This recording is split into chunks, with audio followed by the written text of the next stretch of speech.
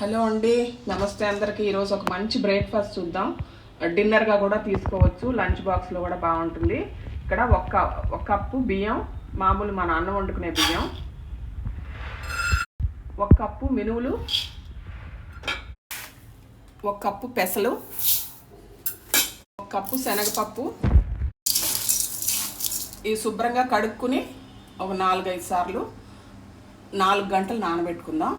ఇది శుభ్రంగా కడుక్కున్నాను. ఇక్కడ మీకు కావాల్సినంత కారం సరిపోయేంత నేను 3 ఎండుమిరపకాయలు వేసి నానబెట్టేసుకుంటాను 4 గంటలు.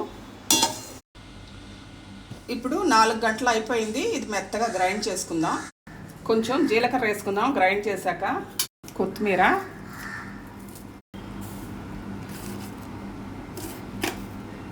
రుచికి తగ్గట్టు ఉప్పు,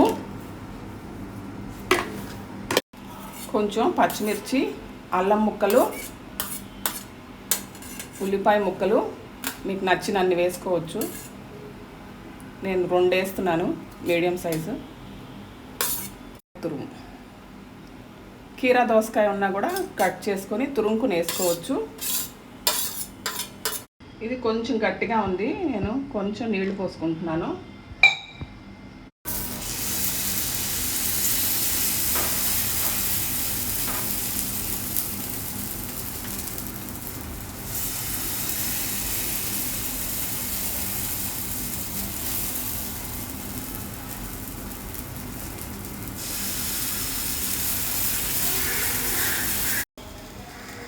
కొంచెం నూనె వేసుకుందాము, కొన్ని బొట్లు.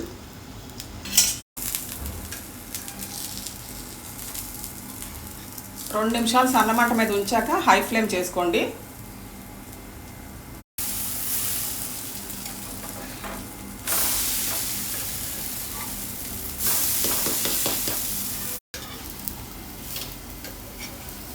ఇది సాయంత్రం ఈవినింగ్ స్నాక్ లాగా కూడా చాలా టేస్టీగా ఉంటుంది. బాగా ఎర్రగా కాలాక తీసుకోండి.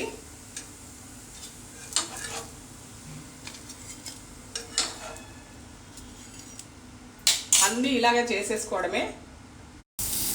ఇంకా ఎక్కువ కూడా వేసుకోవచ్చు ఒకేసారి.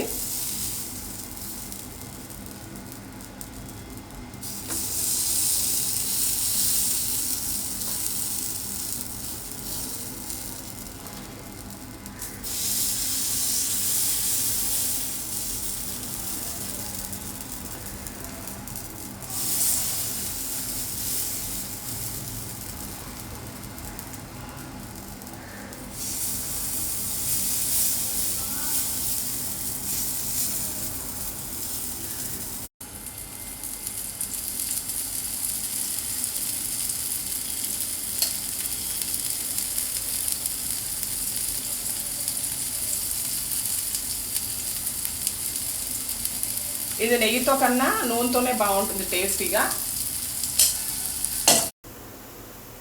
బాగా ఎర్రగా సన్న మంట మీద కాల్చుకుంటే చాలా కమ్మగా ఉంటాయి. దీన్ని బెల్లం పొడితో కూడా తినచ్చు. వెన్న వేసి పైన బెల్లం పొడితో తింటే పిల్లలు చాలా ఎంజాయ్ చేస్తారు. Thank you so much for watching. ఇలాగే అన్నీ చేసేసుకోవచ్చు. మిగిలితే సరిపడా ఫ్రిడ్జ్లో పెట్టుకోవచ్చు. ఇది పులవని ఎక్కర్లేదు, ఫర్మెంట్ అవ్వదు. ఇది ఫర్మెంట్ అవ్వకుండానే రుబ్బిన వెంటనే వేసేసుకోవచ్చు.